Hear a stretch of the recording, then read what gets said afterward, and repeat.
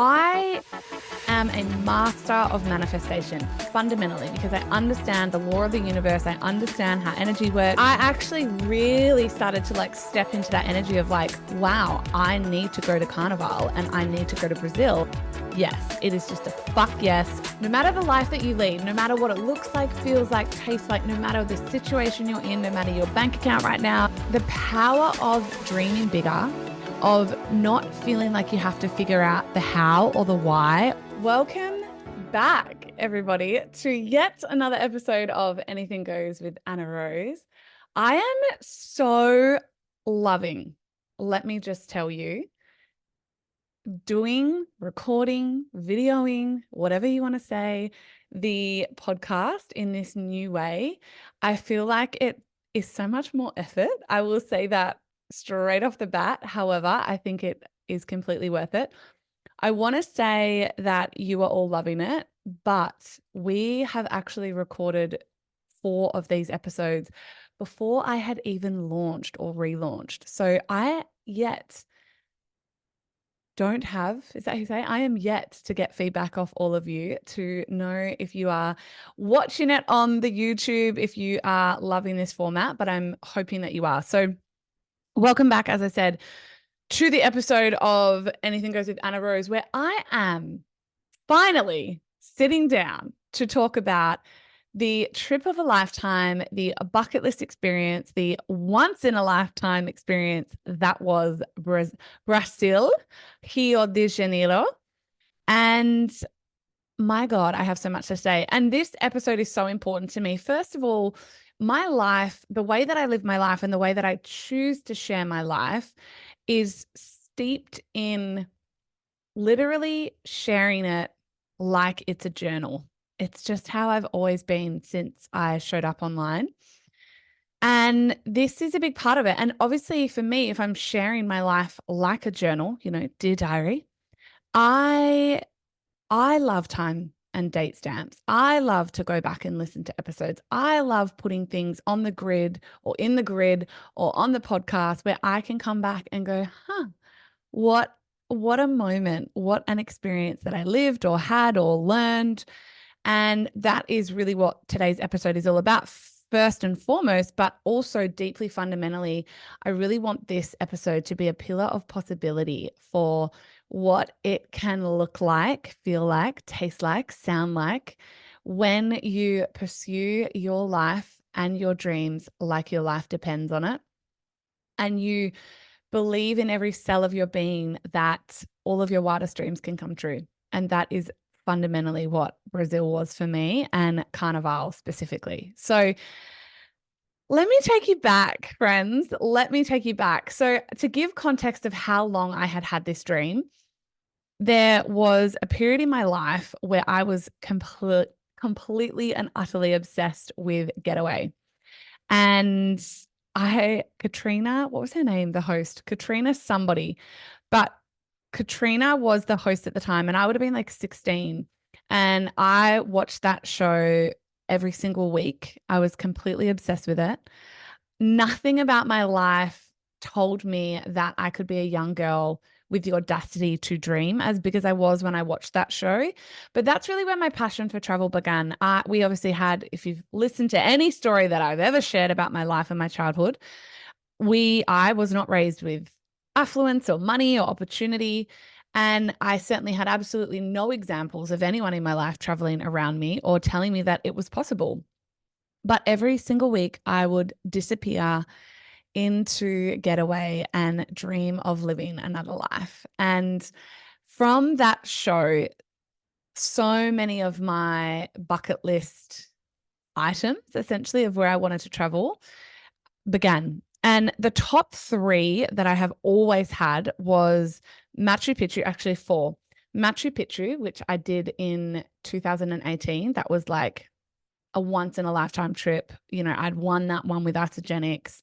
I mean, they shut down the train that takes you up there. We were first class. It was wild. That was honestly one of my favorite trips of all time, Peru. Another one is Bora Bora. I absolutely plan on and will get to Bora Bora. I actually plan on doing that as a gift to myself once I sell out the NFT. Another one is a cruise through Antarctica, really luxe. Like I want a bathtub if this is possible on like a balcony so I can be outside in a hot tub with icebergs all around me. I have seen it, so I know like in my mind's eye for so long I know I'll make it happen. And finally, an enormous one was Brazil. But not just Brazil. I wanted to go to Rio de Janeiro, or Rio, as I learned it is actually said. And I wanted to participate in Carnival. And I didn't even know necessarily if it was completely possible. I had never looked into it. I didn't give it much other than it went on my list, and I just always knew one day I would make it happen. So I was 16 at the time. I'm 36 now. Do the math because I'm really bad at it. What, 20 years? Now, I have since traveled the world. I have ticked off Peru. Bora Bora is something that I could do, but I've like pinned it for a reward. Antarctica is always something that I said I would do when I had babies or kids. And so this Brazil piece was missing from my life. Now, as I said, I had traveled the world since 2000 and when did I begin? I began traveling when I was 18, ultimately. I took off to the UK, pulled pints around the UK for almost 6 months. It was such an extraordinary experience. I'm so grateful for that. And then the rest is honestly history. Since then, I have traveled to, I think it's 47 countries. Oh no, I counted these again the other day. It's not 47, 37 countries and well over 150 cities now. So I've done some things, right? I've done some travel, but Brazil was always still there for me. And I think an enormous part of that was a lot of the travel I had done was with my now ex-husband, Morgs, who's a legend. And it was never really his thing. Like going on a float in Carnival and dancing was just not his jam. So I was very respectful, I think, deep down, going more like, oh, I'm not going to put this on us ultimately as a bucket list trip when it's mine and spend all this money when, he's not like totally enthused about it. Cut to a divorce. No, but cut to obviously literally a divorce though. And now meeting and falling in love with a beautiful man. And we sat and we were literally, actually, we sat right here. So if you're watching on the video, we were sat against this wall when there was my beautiful velvet couch. And it's just in the spare room now, a big world map that I'm obsessed with. And Ryan has said before babies, like a big thing for him has always been he really wants to travel more. And he met the right gal, right? So I was like, baby, done, tick. Anyway, we had planned this year. It's all very intentional since literally the day that we met, the night that we met. But we had always planned that 2024 for us, as we started to like get more serious, would definitely involve travel and more travel. And so we had planned to do Europe, which was happening. And we knew we were going to go sort of August, September, which we are. And anyway, I had sat him on the couch one night and I said, right, look at the map and pick where you want to go. Like pick the places that you want to go. I knew where I had really kind of wanted to go. I knew I still really wanted to do Champagne in France. I want to do so much, right? But specifically with Europe, I was like, I want to do Champagne and I really want to do Sardinia in Italy. So he's looking at the map and he was like picking some places and he was like, but baby, I really want to make sure you hit your places as well. And this was back in January, February. And I said to him, no, baby, don't worry about me. I'm good. I've seen the world. This Europe trip is really for you to like tick off some huge bucket list items. And I said, and besides, the key things left to do for me is Bora Bora, which he knows the goal and dream for that. Antarctica, which I don't want to do yet. That's kind of like in my 40s sort of era travel. And I said, and Brazil. And he goes, because I really want to do Carnival. And he's sitting on the couch. It was like 7 or 8 o'clock at night. I'll never forget. And he goes, what the fuck? He was like, I've always wanted to do Carnival. Like, this is a dream of mine. Like, we have to do it. Sorry. Yeah. And I said, right. And I'm like, oh my God, this is so exciting because it's always been a dream of mine. And I said, okay, cool, we'll definitely do it. And I said, but you have to understand, when I say I'm going to Rio to do Carnival, I'm not going to Rio to do Carnival.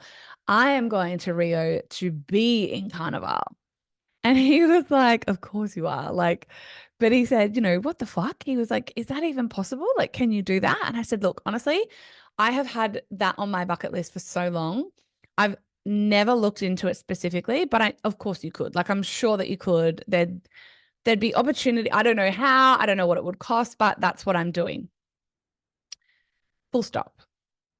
Cut to less than 2 weeks later. Now, I want to say, and this is like pin this moment for yourself, pin this moment in the podcast.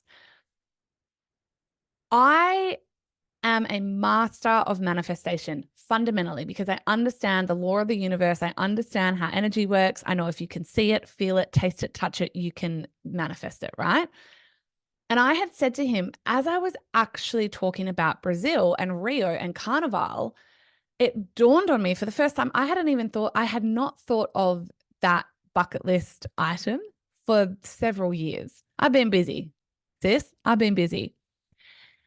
And I was standing there and I literally said to him, he said, well, so I said, so we can't do it anyway. I didn't even know when Carnival was, mind you.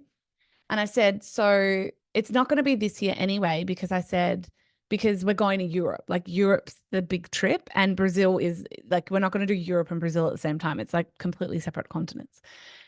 And then I said, though, I go, fuck, I actually really need to look at this because I have always said that I want to do Brazil before babies. Like I have this real specific, like when I want to do what, how it's going to look.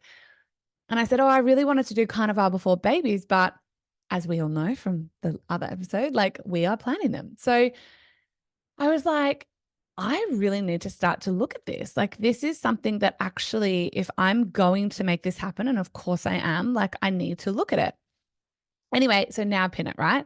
So I actually really started to like step into that energy of like, wow, I need to go to Carnival and I need to go to Brazil and I need to participate in Carnival on a float. So cut to, I think it was about 10 days later, I wake up on I think it was a Tuesday or a Wednesday, and I have this DM from a beautiful woman named Helen. And it was in my requests. So first of all, thank God I found it because I don't often check requests. But on this particular morning, I had a minute and I was doing some inbox work. So I jumped over into requests and it was like one of the first. Now she had messaged just the night before. And this is all so key and critical to this story because it was super time sensitive, right? So I literally have this text. If you're watching, we'll put it up on the screen. And she just was like, it was something like, I haven't read it in a couple of months now, but it was like, hey, Anna, my name's Helen. You know, I've done self-love school. I'm a follower, I'm a fan, etc. And I remember you sharing several years ago, like, or not several, but like 4 or 5 years ago, that in self-love school that you had wanted to do Carnival. And I'm just letting you know that that's my job. Like my company is putting people on floats in Carnival. We've actually had a once in a lifetime, it never occurs opportunity pop up. And there's a spot for you on a float that has just become available that's basically paid for. And the person has pulled out and it's non-refundable. And we need someone in this spot. And I want it to be you. Like, and also she said, there's a spot for your king too. And I shit the bed. I was like, are you kidding me? But of course. So I start screaming. I'm like, oh my God. Now, let me tell you, if you were watching my Instagram stories, you remember this. I processed with you all in real time. I literally shared, I think like an hour later, that I had just received this DM, that it was an insane opportunity. And I was like, I'm not sure if I'm going to go. Guys, I always knew I was fucking going. At that point in time, we were already looking at flights, accommodation. Was it even possible? Because my thing was like, just so you know, Carnival is the biggest event and the biggest party in the world.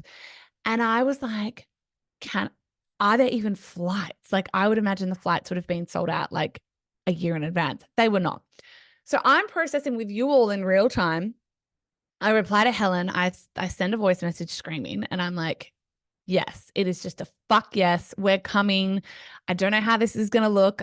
We're going to look at flights and everything today. Anyway, that was the beginning of me and my beautiful dream of Carnival, and Ryan's as well. If you followed my Instagram, you will know the absolute insane experience that we got to share. But honestly, what I mainly want to say was, from having the conversation with Ryan, saying that, like, oh shit, I need to relook at this. This is something that I really need to like make come true, because we are having kids soonish, like in the next couple of years, right? And when am I going to do it? And I wanted to do it before kids. So I need to make this happen. From that conversation, 10 days later, the DM arrived. Less than 2 weeks later, we were on a flight to Rio de Janeiro. And less than like 4 days after that, we were on a float in Carnival, dancing our little hearts out on like VIP podiums and living our best lives. And what I want to say, the big thing for me with all of this is, no matter what you want in this life, you have to know what it is, right? So no matter the life that you lead, no matter what it looks like, feels like, tastes like, no matter the situation you're in, no matter your bank account right now, no matter the circumstances that you've been raised in, no matter the shit that you've been through, no matter the hardships that have come knocking, no matter who you are, what you've done, where you've been, I want you to dream bigger.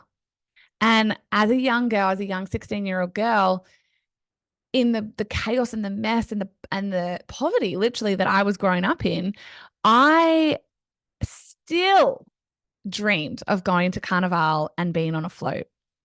It took 20 years, but let me tell you, when I did it, it was like, when I say money can't buy, money can buy anything, but the circumstances and the situations that transpired for this particular trip, in terms of, the spot was like given. It was like, look, it's been paid for. We can't refund because we've paid the school. The person that had booked it was basically a squillionaire who had like bought it for his wife, and the wife couldn't go, and it was just like not a thing for them at all. And we were like, we can go. So we obviously got ourselves there, but then the costumes were my size. This woman was a size 8. The costume had already been made. So Ryan's costume and my costume had already also been made, and it fit. The woman whose spot I took was a size 8 shoe. I'm a size 8. You have to understand the level of manifestation of this trip and of this experience, right down to when Helen had said to me, look, the costume's done. You're going to love it.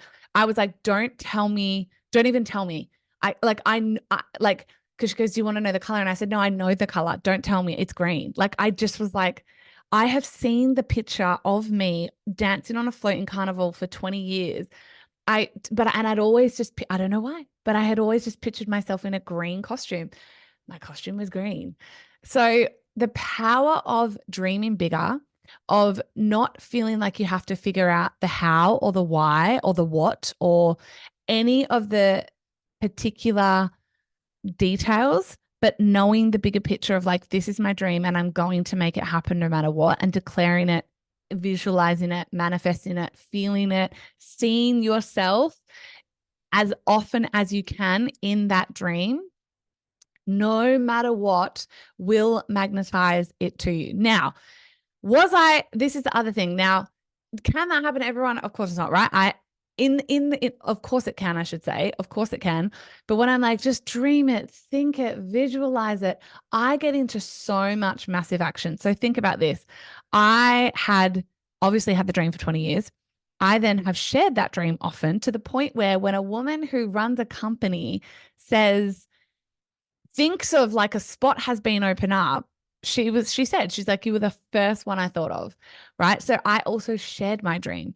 So not only do I want you to dream bigger, not only do I want you to see it in your mind's eye so clearly and vividly, without focusing on the detail in the sense of how you're going to magnetize it to you, but knowing you're going to magnetize it to you, and then getting to work daily, weekly, monthly, yearly on talking about that dream and taking action towards it. That is the magic, potent power in manifesting your wildest dreams. So here we are in Brazil, right? That's the backstory that I really wanted to give. But here we are in Brazil, we land, and it was honestly the trip of a lifetime. So first of all, I am totally and utterly obsessed with Rio. It is one of the most beautiful, fun, like electric, eccentric, wild cities I've ever been in. They love to party more than me, which I don't think Ryan and I ever thought we would meet like people or cities that love to party more than us. We did, let me tell you. And it like we hit the ground running. So on day one, I can't remember exactly, but I remember in this trip of Carnival, we really were there for Carnival. So we were blessed to have a private dance lesson with one of the queens. They're called queens. So the beautiful samba dancers on the floor that's actually judged in Carnival. We were blessed to have a private session with her, which was just like one of the most cool, surreal experiences of my life, that alone. And just the way she talked about dancing and samba and just what it meant for her, and like the story behind the dance that she taught us and the lyrics and everything was just so, so beautiful and so, so profound. We also had a helicopter over the Christ Redeemer, which was so fun. We basically had a helicopter tour of Rio, which was one of my favorite things.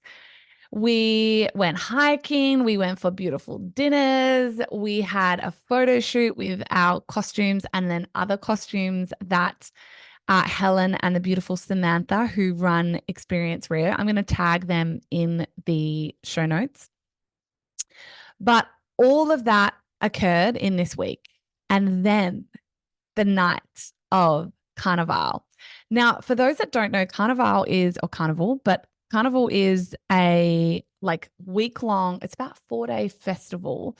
And it is Rio's like most proudest jewels. Like it is such an enormous deal. I honestly learned way more when I was there. Like I thought it was just this big party and people dance, and I like figured they got judged because I know it's a competition. It is so much bigger than I could have ever fathomed. And for 3 or 4 nights, 12 of the biggest schools, so 4, 8, 12, I think it's 3 nights. It's a 4-night like event. And I might get some of these little details wrong, but I know the top 12 schools in the country compete in a dance competition, essentially in samba. So we obviously did not have to know it. We didn't have to know the routine. Our job was to be on a podium with some of the other people from that particular school and dance and sing and be amongst all the energy and be a performer. Ultimately, your mouth has to be moving. You got to be singing your song and you got to be moving those feet. So we were blessed to represent a school in Carnival. We had a beautiful song. And for 1 hour, that one school dances down the samba dromo, like the samba drome. And in that event, essentially the venue, I should say, 90,000 people are there.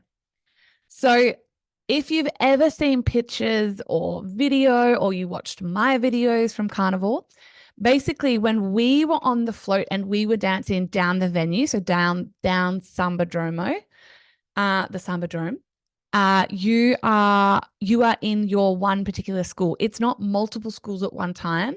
It is one school dancing to one song, dancing the same choreography over and over and over again until the entire school, which on average, each school has approximately 5,000 people, and those 5,000 people are dancing and on the floats and on the floor.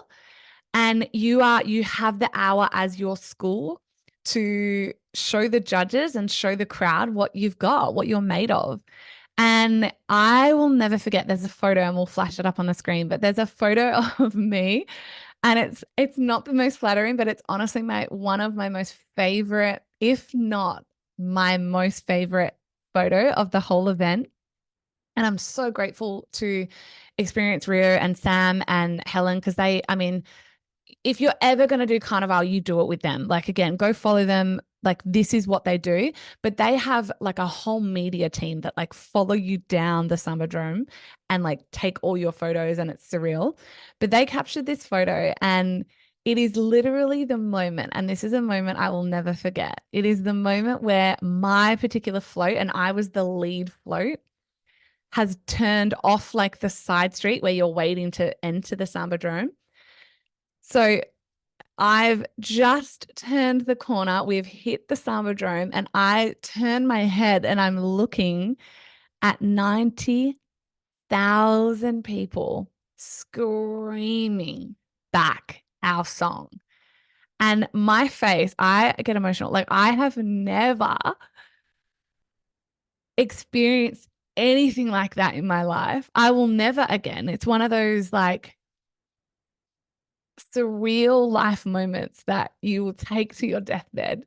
And I'm emotional because it was a dream 20 years in the making. And it's my favorite photo because in that moment, I I'm not smiling. It's just like, fuck, right? 90,000 people, picture that, screaming passionately, yelling, singing back your song. And I was like, oi, oi, oi, oi, oi, oi. And they're screaming it back. And you are on, like, you got to perform, sis. And so for an hour, for one whole beautiful, like, somatic, life transforming, because it's just like you don't leave that Sambadrome the same woman that you enter it. Um, I got to dance and sing and scream back this song to this electric crowd of 90,000, just who were so proud and so happy and so grateful and just so in the moment with you. And it was one of, if not the best experience of my life. And I just remember getting off, like exiting the Summer Jomo. So it's so fun and it's so beautiful because the crowd are literally right there. So obviously there's 90,000 and you go down the middle. I was facing one side, but I was on a high podium. So I was like turning the podium, blowing kisses to the crowd, waving. And it's so beautiful because like you make eye contact with thousands of people and they just get so excited. They are so like carnival proud. They are so country proud. They are so just culturally proud. And it is like nothing you'll ever experience in terms of energy and energy exchange. And yeah, that was for a whole long hour. And I got off. So I get off the float. Like we pull out of like I'm first float. So like we finish our hour and then the rest are like coming through. And then even then, it was the wildest experience of my life because these floats are fucking high.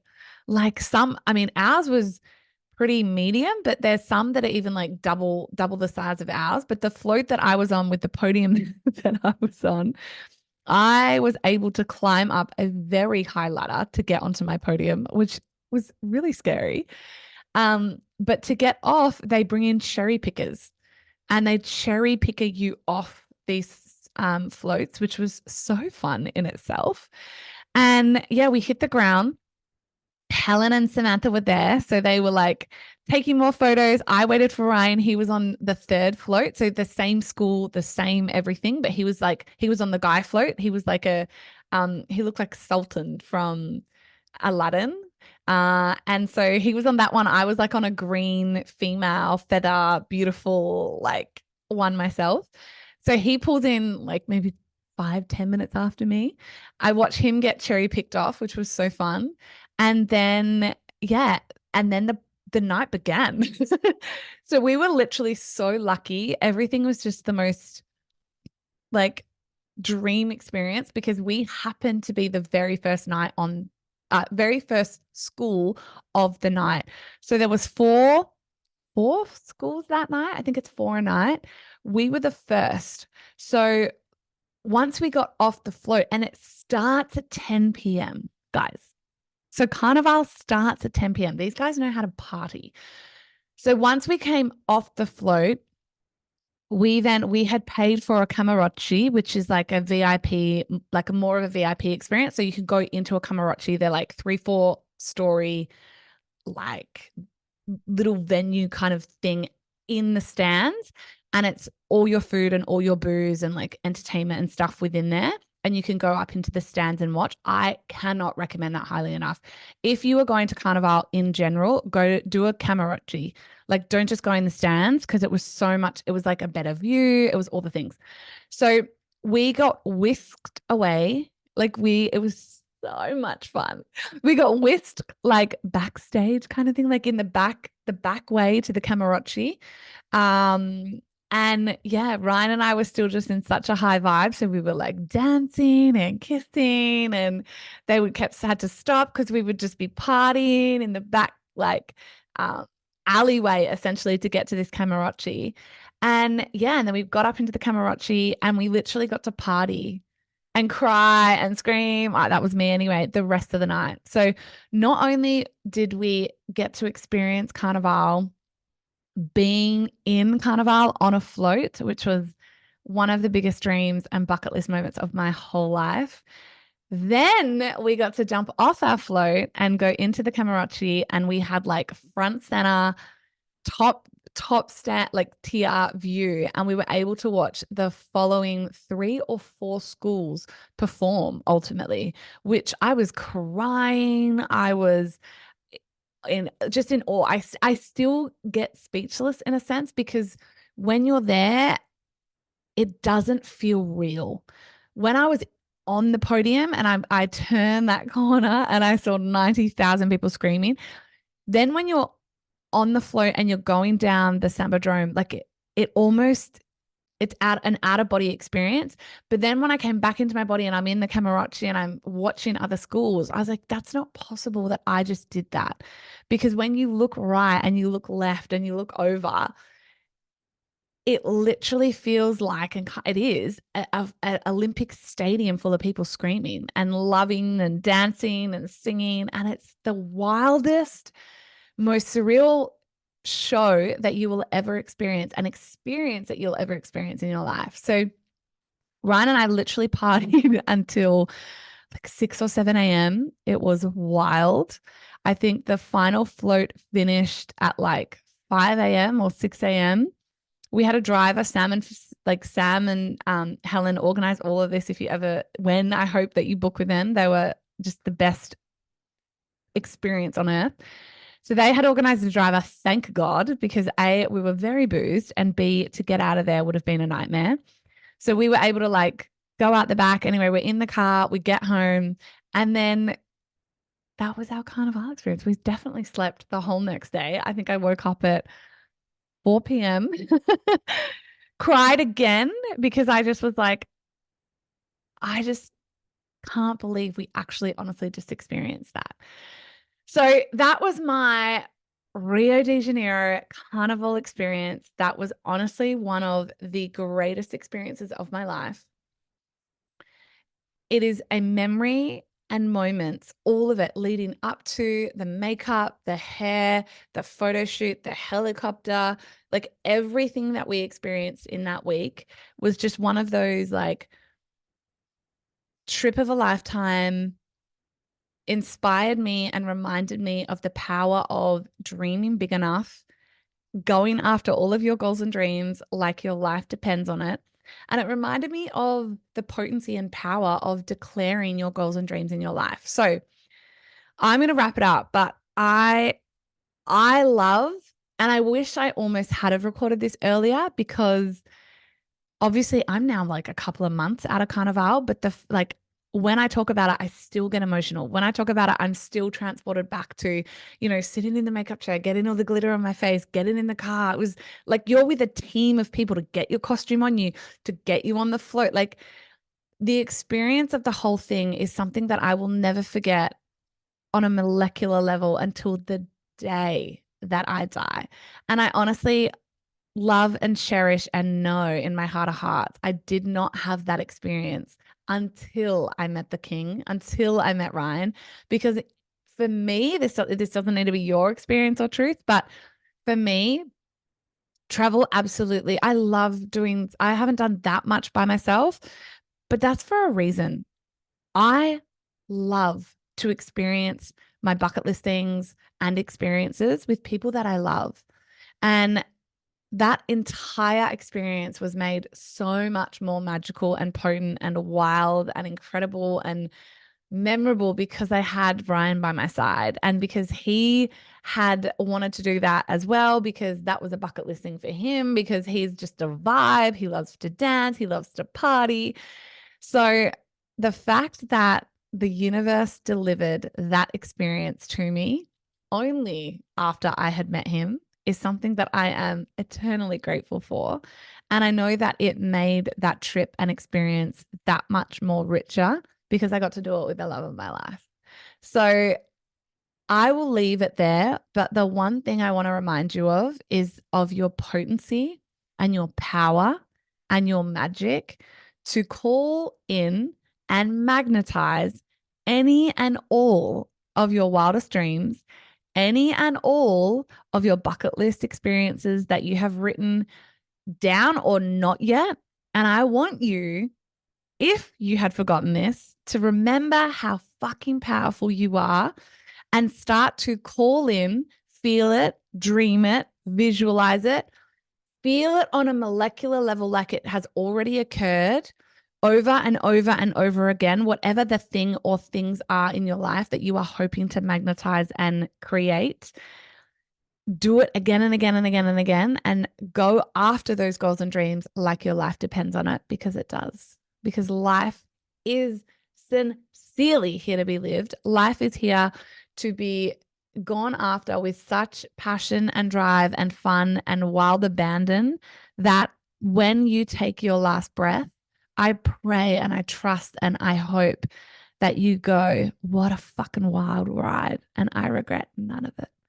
So that is it for me. Until I see you next time, stay wild, friends. Stay wild. Stay stay safe, but stay wild. And I will see you on the next episode. Thanks so much for tuning in. And as always, I hope you got something out of this conversation that you can use to challenge your own status quo.